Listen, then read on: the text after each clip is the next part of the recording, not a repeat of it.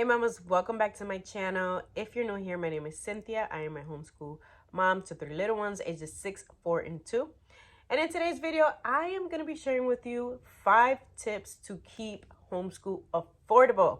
Who doesn't need tips to make homeschool affordable, especially with prices going up on everything?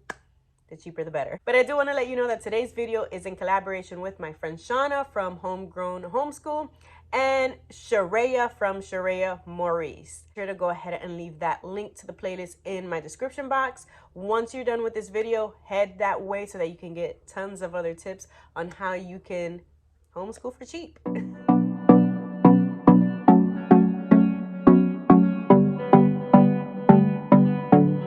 Okay, so tip numero uno is to reprogram your mindset. I feel like when we get into this journey of homeschooling, we need to buy all the things, right? Or so we think we need to buy all the things. We have to know and understand that just because someone else has something doesn't mean we need to go out and get it. Tip numero dos is to budget. Budget. This is something that I am still trying to get myself to understand and to do every year is to budget, and not even just like at the beginning of the school year, but even throughout the school year. I find myself constantly trying to order things, right? And sometimes I have to put a stop to it. If it's in the budget, then okay. And if it's not, then I can wait for another time. A couple of ways that you can budget is by cutting back on other things, right? So one of the things that we have cut back is on eating out. There are some weekends where we still eat out. But if we know that we need to get certain materials for homeschool, then we will cut back on eating out for that weekend or for that week so that the money that we would spend on eating out, we can put towards school supplies. You can also cut back on groceries. Sometimes we spend a lot more on groceries than we need to. We buy tons of snacks. I do. For our kids. And so just cutting back on unnecessary things can help you put that money towards your homeschool supplies. So sometimes you really don't need to spend more money. Sometimes you just need to cut back in one area in order to put that money to your homeschool things. Tip number 3, use what you have at home. For example, for preschool, if you are doing busy bins for your preschooler, why not use some dry beans that you might have in your pantry, some rice that you might have in your pantry, and create a busy bins. If you buy dinosaurs all the time for your kid like I do, we have tons of dinosaurs, we have tons of cars, toy cars. And so instead of going to the store and having to spend money buying things specifically for a busy bin, use what you have already. Grab a bunch of those little dinosaurs, put them into a bin, pour in some rice, and you have sensory, you have an activity that they can do. Just use what you have. You already have scissors. Don't go out and buy a new pair of scissors for the school year. I mean, if you have scissors, no need to buy another pair of scissors, right? Believe me, anything you have at home, you can use for school, especially those early preschool years where it's all about sensory and play. You can use what you have. Tip numero 4, tip number 4 is shop at your local thrift store or even Dollar Tree. At Dollar Tree, you get everything for $1.25. No matter what it is, you will spend $1.25 on each thing. The thrift store, sometimes your prices can fluctuate depending on what it is. So sometimes your books can be 75 cents a piece. Sometimes it can be $1.25 for chapter books and things like that.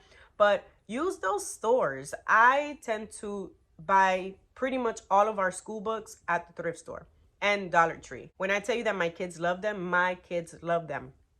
When I shop at thrift stores, obviously I look for the quality of the books, but I'm not too focused on the quality of the books, like the physical book, what the book feels like and looks like, because my kids are younger.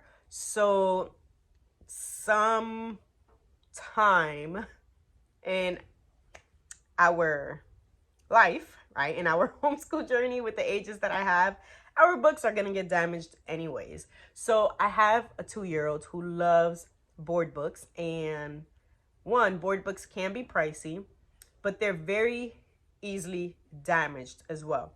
And so I've gotten almost brand new, pretty much brand new condition board books for my 2-year-old, and I can't tell you how many of them he has already damaged. He's 2, he's a toddler.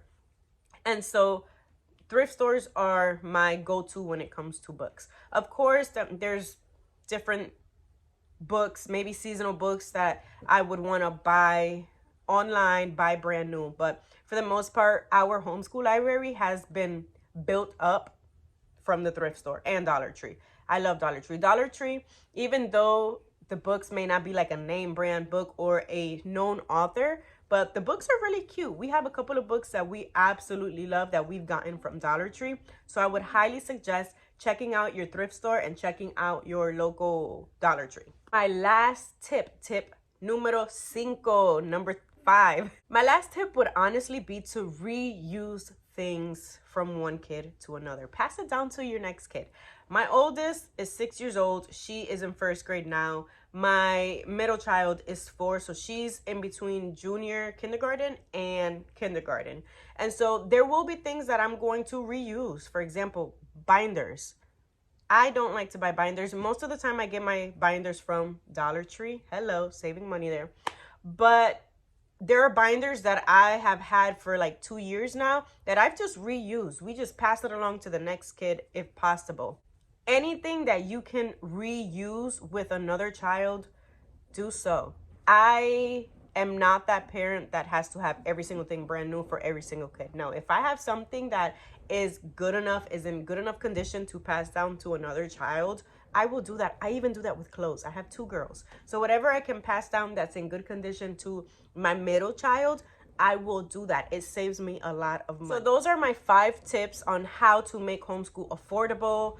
Obviously, there's so many more things that you can do, but these are honestly the 5 things that I have done in the last 3 years to save money in homeschool. And I think I will probably be implementing more things as my kids get older because I do have 3 kids. So homeschool is bound to get pricier, especially when it comes to curriculum, as I have to get more curriculum for each kid. So I hope you enjoyed this video. It is a very short, very straight to the point video, but I wanted to share my 5 tips on how I personally have made homeschool affordable in my home. And I hope that you can use these tips in your own homeschool. Don't forget to check out the playlist in the description box so that you can check out the other mama's tips on how to make homeschool affordable. And I will see you in my next video.